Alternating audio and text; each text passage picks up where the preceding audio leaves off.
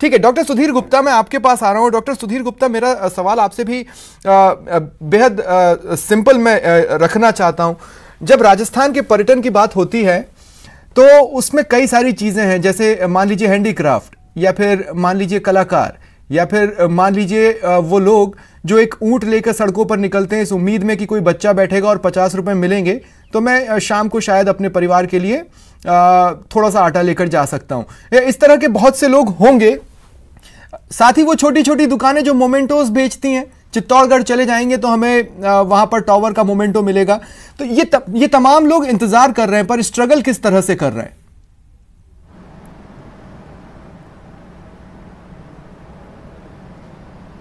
मुझे लगता है कि कोरोना के जब भी ये इसका प्रकोप है थोड़ा सा कम होगा तो 6 या 7 महीने में ये सब तो वापस रोजगार अपना पालेंगे।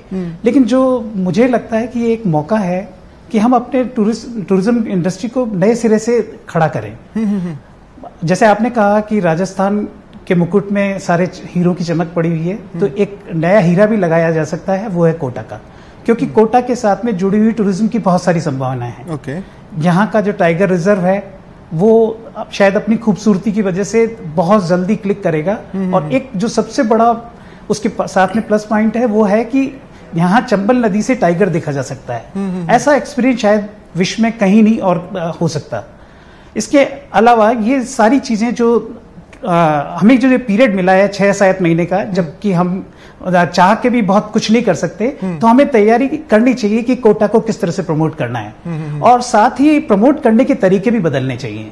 क्योंकि अब आप चाहें कि हम जो विश्व के जो बड़े बड़े प्लेयर हैं इस क्षेत्र में उनसे कॉम्पीट कर लें और अपना तरीका वही पुराना रखें कि हम चाहें कि साहब ऊंट पे बच्चे को बिठा करके और हम टूरिज्म में अपनी पहचान और जगह बनाएंगे। ये बेशक आपकी बात सही है कि ऊंट के बच्चे पे रख करके कुछ लोगों को रोजगार मिलेगा और उसकी जो ताकत है, स्केलेटन है, वो स्ट्रांग होगा।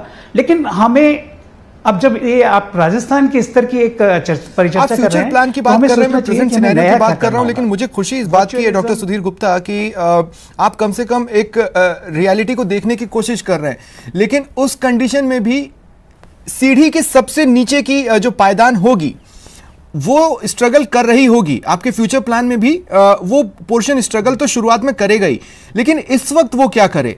इस वक्त तो वो मुसीबत में है। हम जब दुनिया भर की मुसीबत देख ही रहे हैं तो हम उनकी भी बात तो सोचेंगे ना सर। डेफिनेटली हाँ।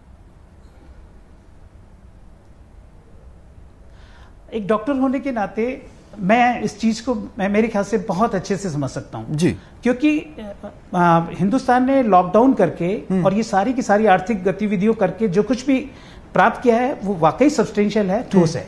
लेकिन अब इसको आगे बढ़ाने की कोई तुक नजर नहीं आती, क्योंकि दो बड़ी चीजें हमने हासिल कर ली हैं। हमने ये हासिल कर लिया है कि हमारे हॉस्पिटल्स वो स्ट्रांग हो जाएं और हमारा जो मैन पावर है जो हॉस्पिटल्स में काम करता है वो कोरोना को किस तरह से डील करना है इसको समझ जाए। और साथ ही जो आम आदमी है वो ये जान जाए कि उसे कोरोना से बचाव के लिए क्या क्या करना होगा, हाथ धोना, मास्क पहनना, सोशल डिस्टेंसिंग रखना। तो अब इसको विराम देना होगा।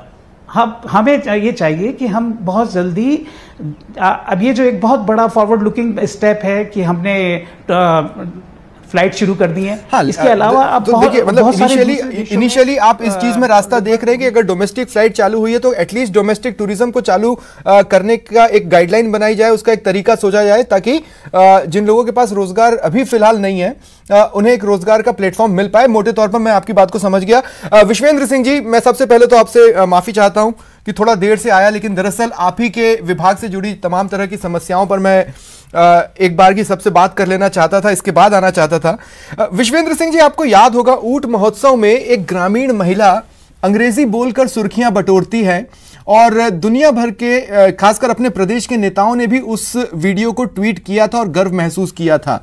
लेकिन आज वो महिला क्या कर रही होगी ये